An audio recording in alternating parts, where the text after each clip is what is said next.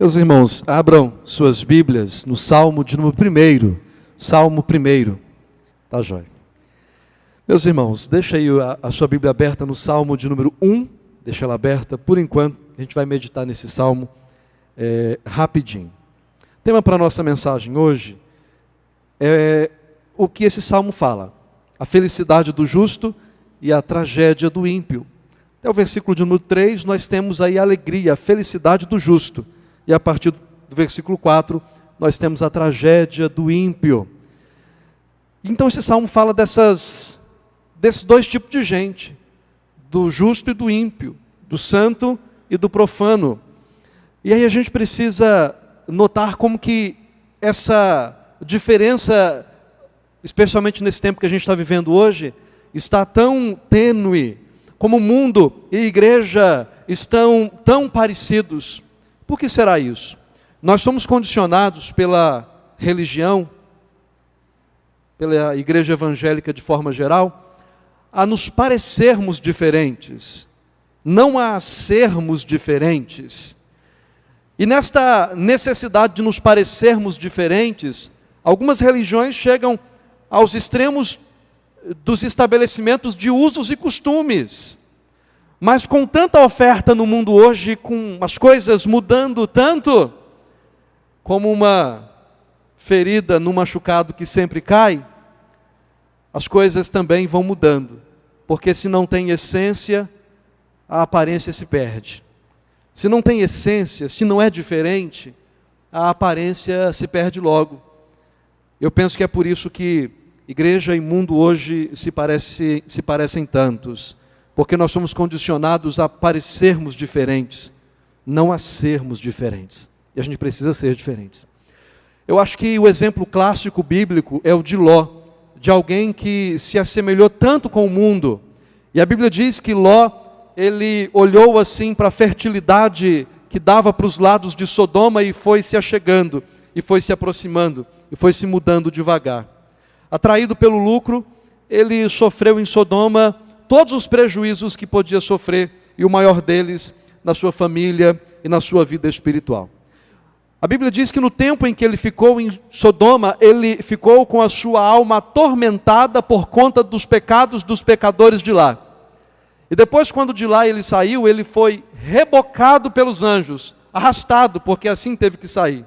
E saiu falido, pobre e viúvo, porque a sua mulher ficou pelo caminho, lembram da história, se transformou numa estátua de sal.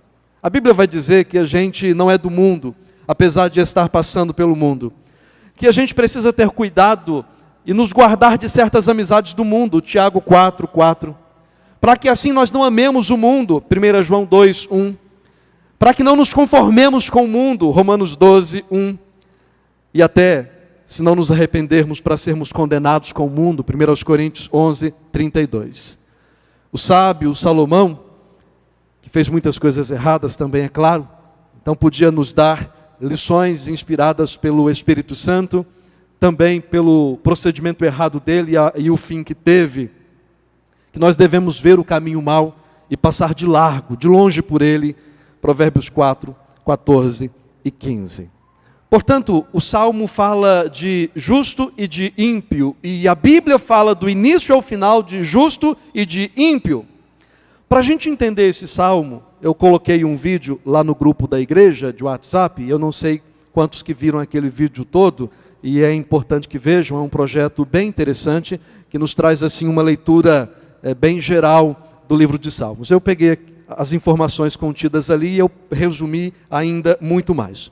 A gente sabe que o livro de Salmos é um livro organizado, compilado, mas que contém, na verdade, vários salmos escritos por várias pessoas, quase que a maioria anônima, por muito tempo, pelo menos no espaço de 1000 anos, de um milênio, mais antigos lá do dia de Moisés, até no período pós-exílico, que é quando esse livro foi organizado. E esse livro foi organizado pela bondade do Senhor, de uma forma também que nos traz um conhecimento melhor do livro. A maioria dos salmos foi escrita por Davi, 73. Outros escreveram também, e uma grande parte, 49, são anônimos, nós não sabemos de quem eles são. O Salmo 1 e 2 são a introdução do livro todo. O Salmo 1 fala sobre a Torá, sobre a lei de Deus, especialmente sobre os 5 primeiros livros da Bíblia. O Salmo 2 fala da vinda, do desejo, do anseio do rei messiânico, fala de Jesus. E então estes 2 salmos falam de lei de Deus, de palavra de Deus e de Jesus. E eles têm o tema de todo o restante do livro de Salmos, todo ele, porque estes 2 temas serão os temas mais importantes de todo o livro de Salmos. Daí, a partir do 3, a gente tem uma divisão destes salmos em 5 livros, que também é uma alusão aos 5 livros da lei de Moisés. Esses 5 livros contêm grupos de salmos específicos que têm temas específicos.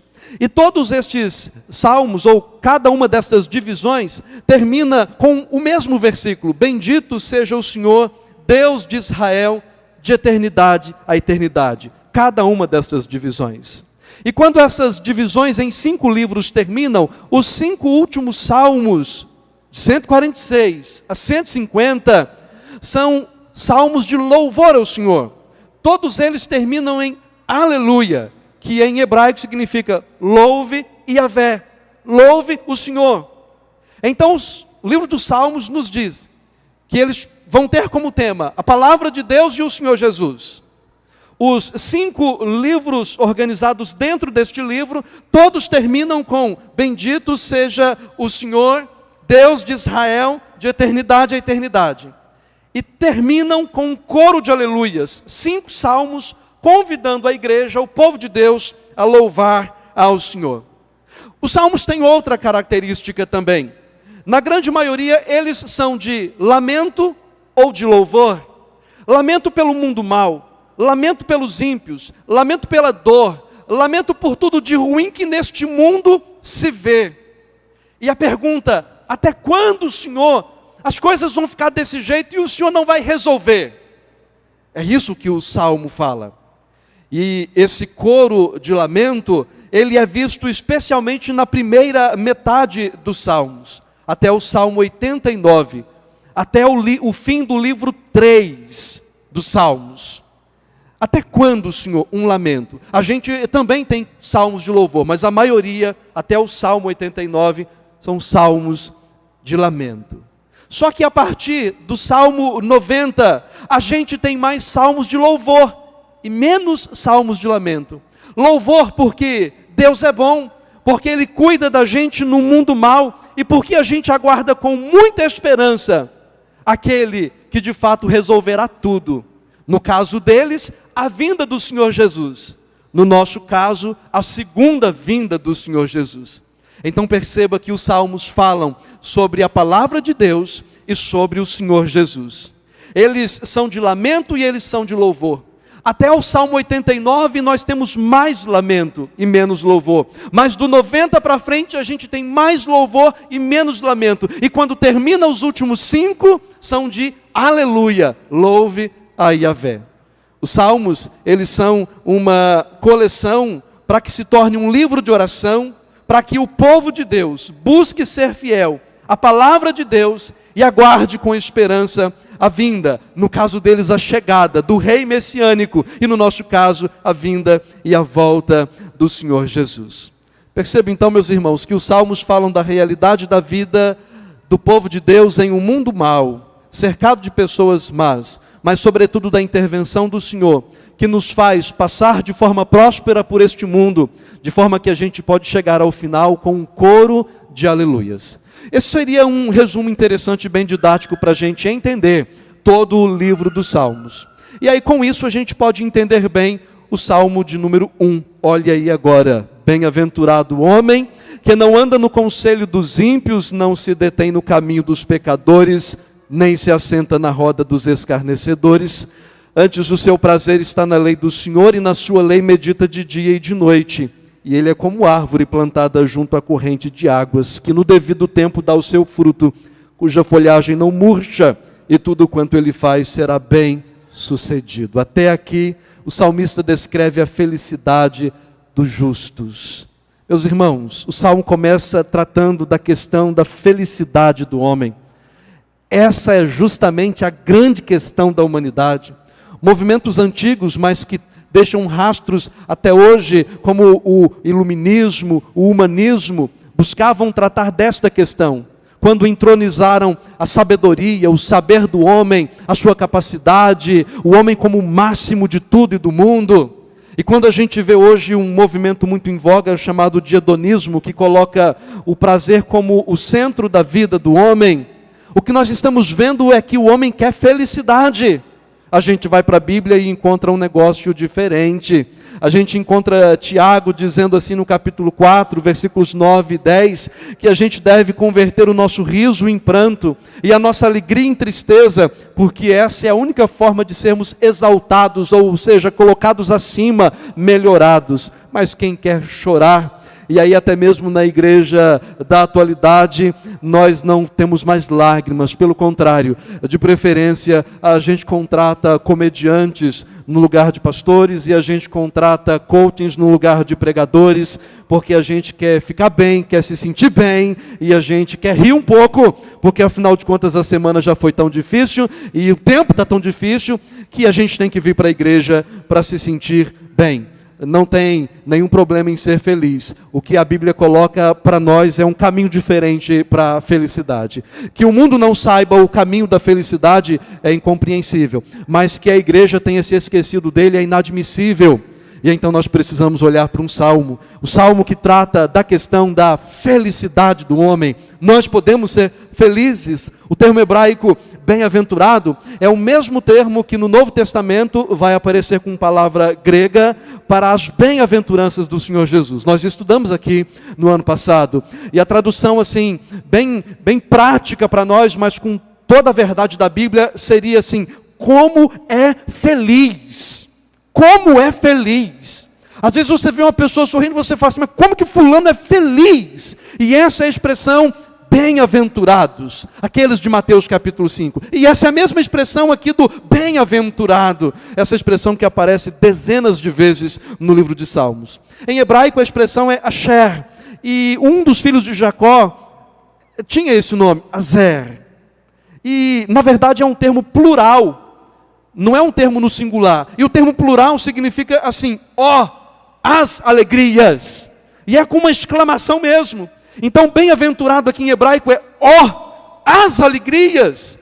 É que não é só não é um motivozinho de felicidade. Então, bem-aventurado é ó, quantas alegrias. Esse moço, esse homem, essa pessoa desse tipo vai ter e vai experimentar. Sabe por quê? A Bíblia não fala de alegria para nós. A Bíblia não fala de felicidade para nós. Deus não tem alegria ou felicidade para o seu povo.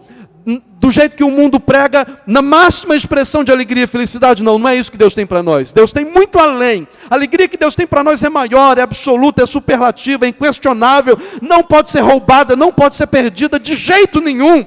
Então, se nós tomarmos pé do entendimento de que tipo de alegria é essa aqui, nós não vamos perder tempo com as piadas do mundo, ou com os memes que nós vemos por aí. E aqui nós temos a descrição, até o versículo de número 3, da felicidade que este homem de Deus tem e experimenta, de 3 formas. Primeiro, de forma negativa, o que ele precisa evitar, versículo 1. Segundo, de forma positiva, o que ele faz, ou precisa fazer.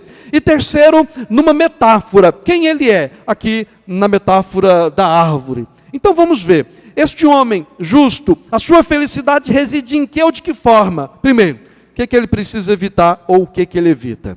O Salmo começa a dizer assim, olha, é bem-aventurado e é feliz o cara que não anda no conselho lá dos que são ruins, não vai pelo caminho dos que são ruins, então o bom se separa do ruim. Isso é o que o texto está dizendo. Se você notar bem, a Bíblia, ela trabalha com o conceito de 2 homens, do início até o final. Em Gênesis 3,15, Deus dividiu a humanidade nos descendentes da mulher e nos descendentes da serpente. E a gente coloca a igreja e o inferno.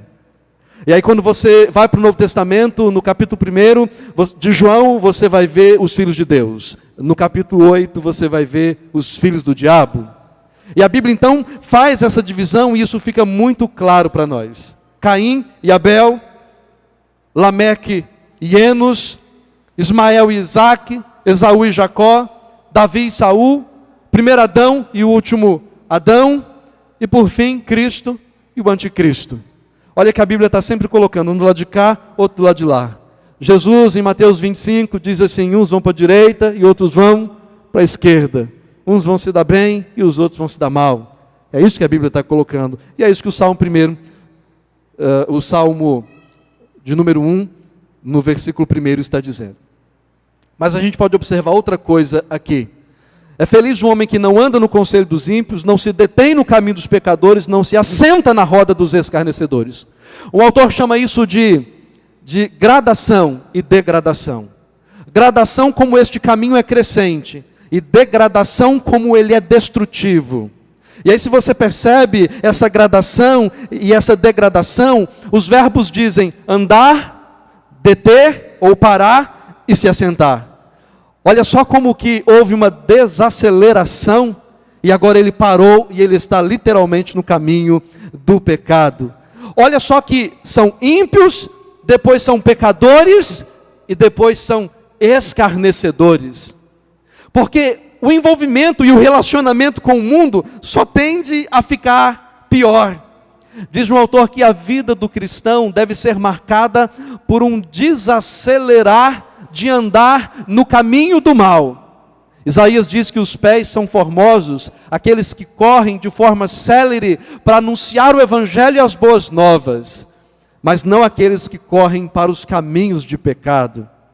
Então você percebe que tem uma gradação, uma crescente, uma degradação, uma destruição, uma contaminação, para aquele que quer andar no caminho mau, para aquele que quer seguir longe do Senhor. Mas se você olhar também, esses verbos andar, deter e sentar, na língua do Velho Testamento hebraico, estão no tempo perfeito e indicam aqui uma ação completa e finalizada. Isso quer dizer que essa pessoa que é feliz, ela não tomou esse tipo de atitude, mas que aquele que tomar para si esse tipo de atitude e andar mesmo, e se deter mesmo, e parar e sentar mesmo com os pecadores, e estas ações completas na sua vida, isso se tornar habitual em sua rotina, ele não experimentará da felicidade.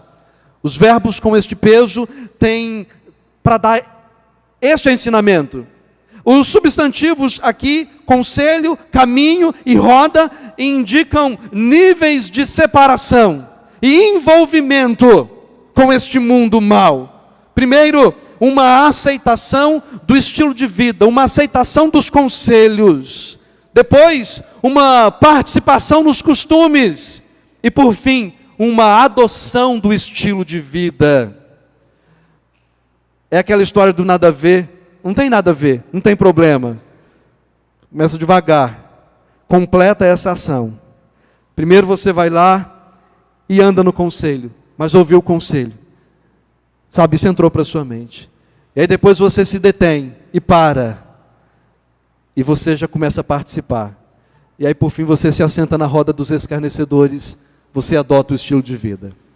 Mas tem mais ainda que a gente pode olhar. A Bíblia fala que pecado é toda e qualquer falta de conformidade com a lei de Deus, é nosso catecismo. O pessoal mais velho sabe, né? Os mais novos que estudarem também, logicamente, vão saber. Então não tem pecado maior e nem pecado menor. Por isso que há muito tempo a gente parou de cantar pecado, pecadinho, pecadão, isso não entra no meu coração.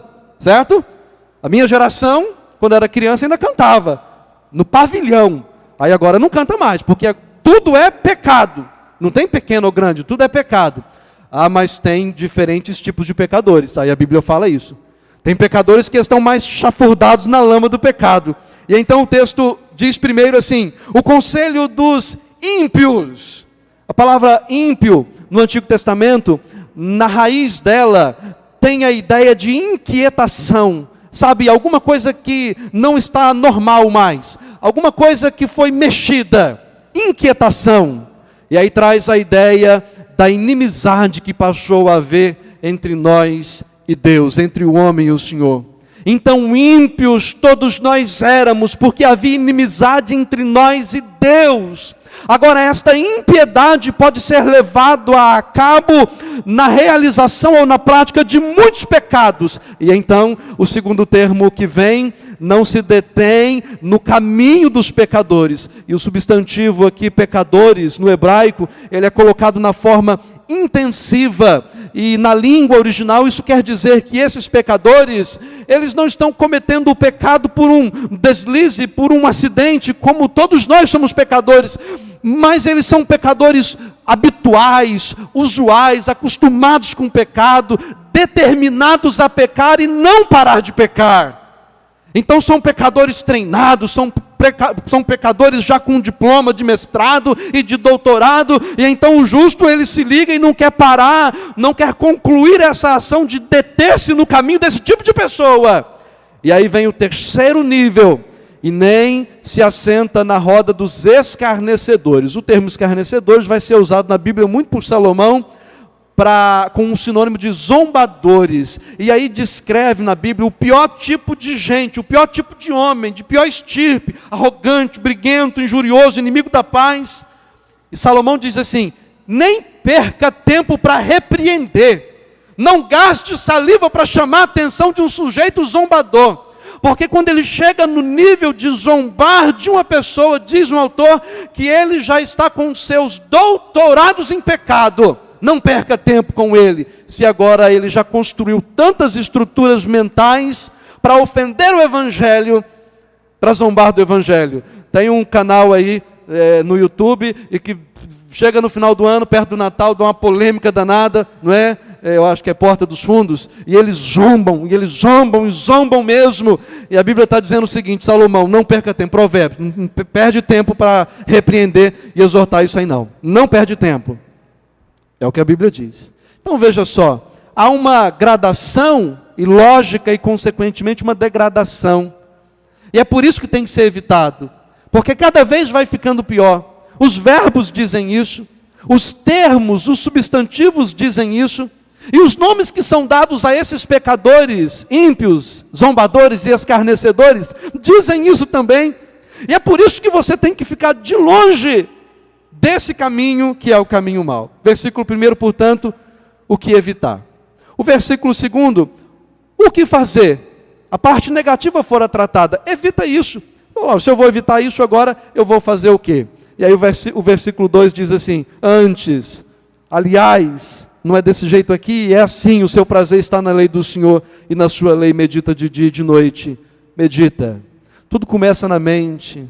É na mente que nós ganhamos ou perdemos as nossas batalhas. Diz que a gente pode ter aí, passa pela nossa cabeça de 50 mil a 70 mil pensamentos por dia.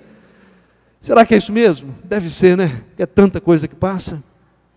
Uma pesquisa americana apontou que um americano recebe em média, 74 gigabytes de informação virtual por dia. Informação virtual por dia, nessa época da internet. A gente vê coisa demais, ouve coisa demais, a mente demais cheia. E é sobre a mente do homem que o diabo estabelece a sua primeira área de domínio. Quando você vê essa questão da batalha espiritual, se você for aí, bons autores, você vai estudar isso. Nós temos bons autores e pregadores na nossa igreja que falam sobre isso. Algumas denominações pensam que o diabo age de forma territorial sobre a cidade, e daí vem aquele clichê, aquela frase, aquele jargão, Barra de São Francisco é do Senhor Jesus, ou coisas do tipo, sabe? O lugar onde o diabo quer estabelecer o domínio dele é na sua cabeça, é na sua mente. Vamos lá para o que a Bíblia fala. Jeremias diz assim: todo homem se tornou estúpido e não tem saber. Estupidez aqui não do cara ignorante de tratar mal os outros, né? Tem também esse tipo de estupidez, mas aqui de falta de entendimento. Paulo diz que os gentios andam na vaidade dos seus pensamentos, obscurecidos de entendimento, alheios da vida com Deus por causa da ignorância em que vivem. Efésios 4, 17 a 18. Diz ainda que o Deus deste século cegou o entendimento dos incrédulos para que não lhes resplandeça a luz do Evangelho da glória de Cristo, 2 Coríntios 4, 4. O diabo é o pai da mentira, João 8:44. Distorce a palavra de Deus fazendo a mentira, Gênesis 3:4. Rouba a palavra do coração, Marcos 4:1-9. Para que essa palavra não gere fé e conversão, Romanos 10:17. E então o diabo vai agir sobre a mente, mantendo os homens obscurecidos no entendimento e procurando atrapalhar aqueles que servem ao Senhor Jesus. E é por isso, pensando em mente, que as armas da nossa milícia não são carnais, e sim poderosas em Deus. Arma, batalha, para destruir fortalezas, anulando nós sofismas e toda, preste atenção, altivez que se levante contra o conhecimento de Deus. E agora preste atenção, eu e você, levando cativo todo pensamento à obediência de Cristo, segundo aos Coríntios 10:4-5. Em Filipenses 4:8, Paulo diz que nós temos que encher a nossa cabeça de tudo que é bom. Cabeça tem que ficar cheia do que é bom. Na carta aos Romanos, até o capítulo 11, que é a sessão teológica, e do 12 para frente começa a sessão prática, na parte teológica, os verbos saber e conhecer, eles predominam. E Paulo está dizendo assim, eu sei, eu estou certo em quem eu tenho crido, eu sei, eu conheço, eu sei. E é por causa disso que no capítulo 11, versículos 33-36, ele diz o quê? Profundidade da riqueza, tanto do conhecimento como da sabedoria de Deus. Depois de saber tanto e de ter tanta segurança na vida com Deus, ele explode em um cântico de louvor e adoração. É por isso que Efésios, no capítulo 6, vai dizer que nós temos que nos vestir da armadura de Deus. E a parte final dessa armadura é o capacete, que é a esperança que nós temos da salvação gloriosa. Se findar em nós com muita convicção, aquilo que começou a ser feito vai terminar. E a espada, que é a palavra de Deus, a Bíblia, que ali naquela armadura é o único elemento de defesa e de ataque ao mesmo tempo. O que a Bíblia está dizendo? Cuida da sua cabeça, cuida da sua mente, cuida para que você não receba conselhos de ímpios, cuide para que você receba a sua palavra de Deus, porque se sua cabeça estiver boa, você vai andar no caminho do Senhor. E aí vem a palavra meditar, que significa em hebraico sussurrar, que é falar baixinho, falar com você mesmo. Essa é a forma que o judeu até hoje lê as Escrituras. Mas a palavra meditar, do versículo 2, ela aparece no Salmo de número 2, no versículo 1. Porque se enfurecem os gentios, e os povos imaginam coisas vãs. O imaginam aqui é a mesma palavra no original. Então é assim, aquilo que está na cabeça do ímpio é vão, é vaidade, não tem valor nenhum, é contra o Senhor. Mas o que está na sua cabeça tem que ser a palavra de Deus. Medita nela. Lembra que o Salmo 1 tem como tema a palavra de Deus, e o Salmo 2, o rei messiânico. Lembra que são esses os dois temas que vão correr por todos os salmos? Pois bem, primeiro o que evitar, depois o que fazer. Em terceiro lugar, que é o versículo 3, ele é como árvore plantada junto à corrente de águas, que no devido tempo dá o seu fruto, cuja folhagem não murcha, e tudo quanto ele faz será bem sucedido. O que ele é? O que ele é? E tem uma metáfora aqui, é uma árvore. A árvore é usada na Bíblia para falar do povo de Deus, do povo de Israel, figueira, videira, mas para falar do servo de Deus também, cedro, palmeira. E aí a Bíblia também fala que essa árvore está plantada junto à corrente das águas. A água na Bíblia figura a obra do Espírito Santo, João 7, 37-39. E a nossa sede por água figura a nossa sede por Deus, Salmo 42, 63, Mateus 5, Apocalipse 22, vários textos da Bíblia. Então o que ele é? Esse servo de Deus, ele não é quem anda no caminho mau. Ele é quem enche a cabeça de coisa boa, de palavra de Deus. Ele é aquele que está plantado junto à corrente de águas. Havia vários riachos no território de Israel, mas a maioria deles sazonais, que em tempos de seca secavam. Haviam poucos que eram perenes, que duravam o ano inteiro mesmo na seca. Então aquelas árvores que ficavam próximas aos cursos de água sazonais, no período de estiagem se secavam, ficavam como que mortas. Mas aquelas que ficavam junto a rios perenes, elas ficavam verdes o ano inteiro. E na estação certa, ela estava pronta para dar o seu fruto. Por isso que a Bíblia diz lá em Gênesis 49, 22, que José é um ramo frutífero junto à fonte, porque só dá fruto se ficar junto à fonte. Não sei se tem muita gente como eu aqui que gosta de água de coco. Eu gosto de água, lá em casa eu sou o único que gosta de água de coco. Aí você pega um coquinho, tem água lá dentro, às vezes você reclama, tem pouca água, né? Tem uns que tem mais, tem uns que tem menos. Você sabe quantos litros de água numa irrigação profissional um pé de coco precisa por dia para que ele dê coco? Ele precisa de 30 a 55 litros de água por dia para produzir coco. Isso na etapa mais adulta dele. Pensa, 30 a 55, dependendo do lugar, litros de água por dia para você pegar o seu coquinho, abrir e tirar um copinho de água ali de dentro. Sem alimentação, não tem fruto. E é essa figura que está sendo colocada aqui. Essa é a figura que está sendo colocada aqui. Jeremias capítulo 17, os versículos 5 e 6 e adiante, eles têm um texto muito parecido com o Salmo 1. Começa assim: maldito o homem que confia no homem, faz da carne mortal o seu braço e aparta o seu coração do Senhor. Ele será como um arbusto solitário no deserto, e não verá quando vier o bem. Antes morará nos lugares secos do deserto, na terra salgada e inabitável. Não parece o cara que segue os conselhos dos ímpios, dos pecadores e dos zombadores do versículo 1? Não é esse aqui? Plantado num lugar seco, desértico.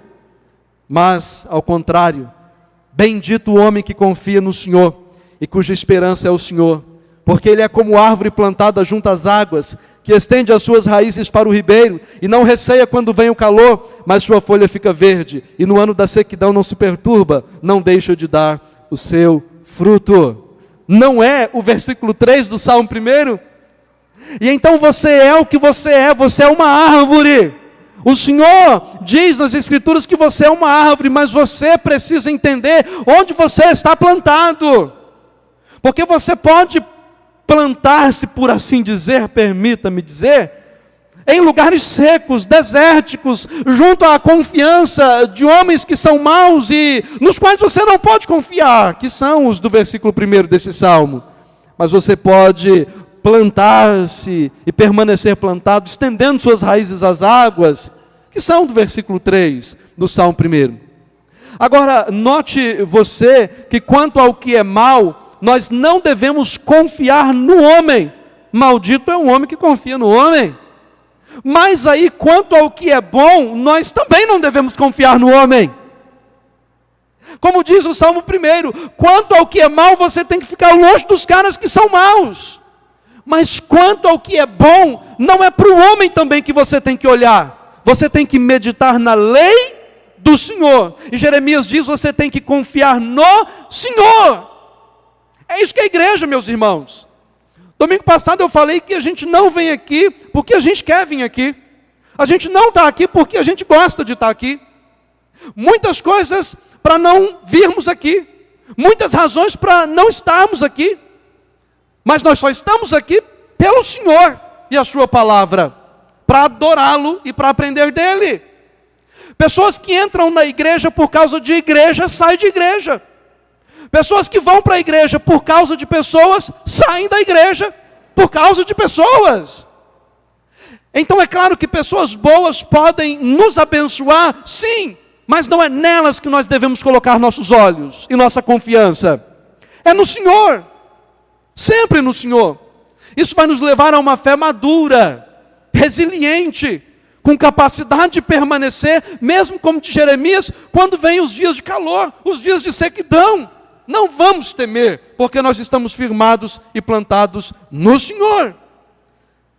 E o versículo 3 ainda diz que essa árvore aí plantada é bela, é viçosa, verdosa, forte, robusta, é produtiva. E esse versículo 3 tem sido muito mal usado para sustentar a teologia da prosperidade. Tudo quanto fizer será bem sucedido. Mas a árvore come o fruto dela? Já viu uma árvore comer o fruto dela? Não, né? Essa semana eu até vi um vídeo de uma vaca mamando o leite dela. E o dono dela bravo com ela. vai ter que virar churrasco. Porque se ela vai, e o bezerrinho lá ao fundo, tentando arrumar uma grama, e o dono falando, está vendo o bezerro magro, essa miserável tomando o leite dela todo. Virava para cá, mamava, virava para o outro lado e mamava. De uma envergadura e flexibilidade incrível. Mas uma árvore comeu o fruto dela, eu nunca vi. Você já viu? Não, né? Porque a árvore não come o fruto dela. É a mesma coisa desse justo aqui. Ele não come o fruto dele. O fruto é para os outros. Aqui nós estamos falando de ministério, de se tornar uma bênção para os outros. E como José, os seus ramos se estendem sobre o muro. O galho vai longe. Até os vizinhos aproveitam dos frutos. Essa é a ideia. E a Bíblia vai falar de fruto como sinônimo de piedade, de vida com Deus. A Bíblia vai falar de fruto como sinônimo de ganhar almas para Jesus. A Bíblia vai falar de fruto como sinônimo de contribuir financeiramente com a obra de Deus. Portanto, esse é o justo. Que felicidade. Felicidade de não andar pelo caminho mau. Felicidade de encher sua cabeça do que é bom. E felicidade de estar plantado no Senhor e ter uma vida produtiva. Felicidade. Essa é a felicidade do justo. Mas vamos correr.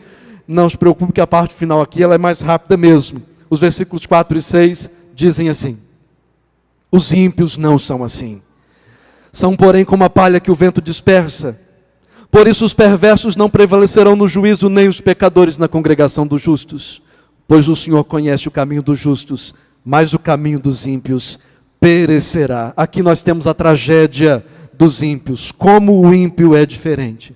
O justo enraizado, o ímpio levado como palha ao vento. O justo viçoso, o ímpio seco. O justo carregado de frutos, o ímpio desprovido deles. O justo meditando na lei de Deus, o ímpio imaginando coisas vãs. O justo prosperando, o ímpio sendo descartado, o justo permanecendo na congregação, o ímpio não permanecendo na congregação, o justo não entrando em juízo, o ímpio passando pelo juízo e sendo jogado na eternidade sem o Senhor. Depois da colheita, vem a hora de limpar. Hoje ficou muito mais fácil. Vai lá uma máquina e a máquina passa e limpa tudo. Antes era mais difícil, né? O pessoal que já trabalhou na roça aqui, antes era bem mais difícil, era mais complicado. Bater arroz era um sofrimento. Na verdade, carregar o arroz era pior do brejo. Né? Andar ali no brejo, você tafuiar na lama, né? Assim que a gente falava, né? Tafuiado na lama, enfiado na lama. Essa palavra não existe, né?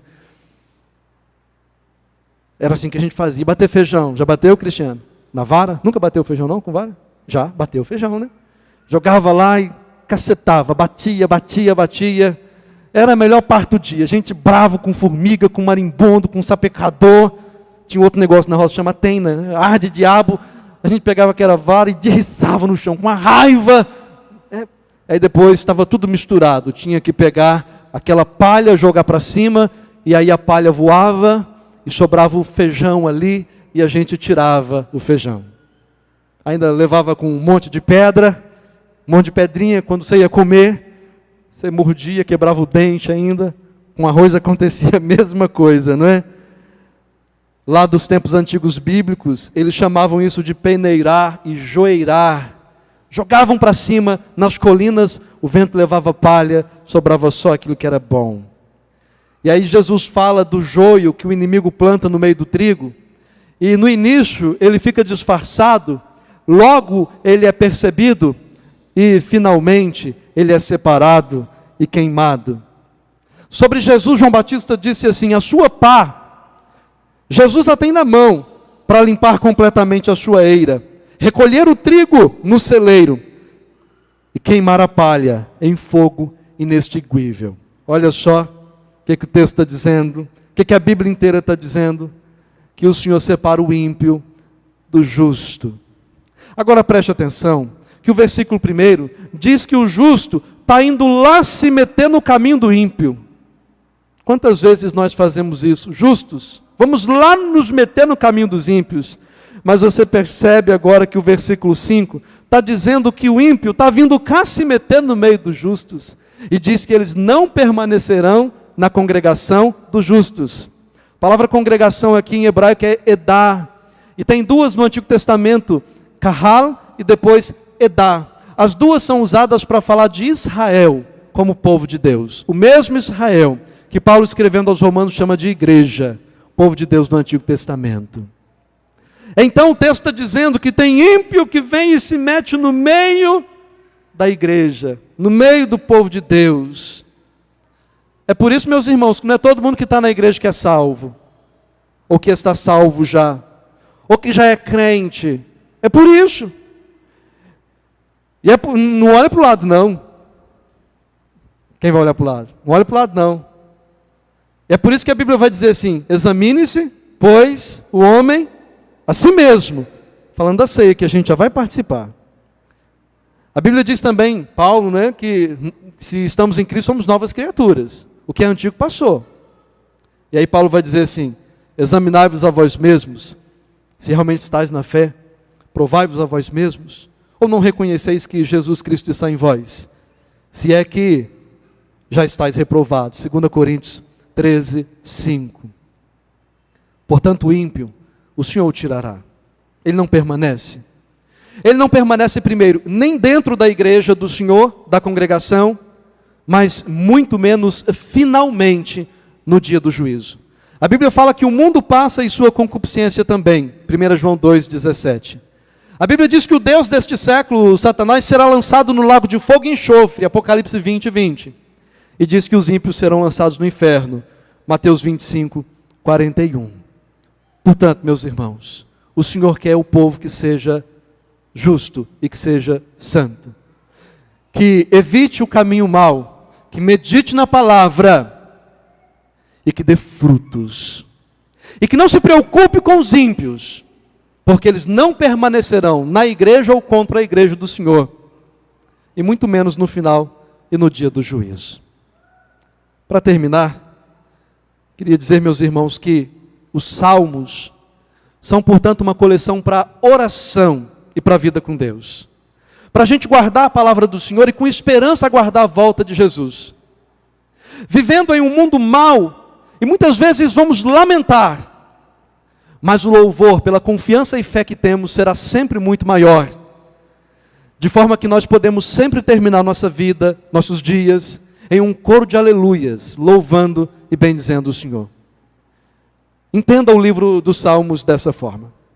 Segunda coisa, os caminhos maus estão bem coloridos, mas continuam sendo caminhos maus. O maior santo, disse um autor, pode se tornar o pior pecador. Então aquele que está de pé, não, né? Aquele que pensa estar de pé, cuidado para que não caia. Guardemos nosso caminho no Senhor. Terceira coisa, a palavra de Deus precisa ser estimada, lida, apreciada, guardada no coração. Você pode achar difícil entender a palavra de Deus, mas olha aqui, quanta coisa difícil você já aprendeu? E você nem teve professor tão bom assim? Ou, desculpa, você teve bons professores, mas nenhum deles como o que você tem para aprender a palavra do Senhor. O Espírito Santo de Deus no seu coração. Então não há nada difícil aqui que você não possa entender. Ame a palavra do Senhor. Os ímpios estarão no meio do povo de Deus.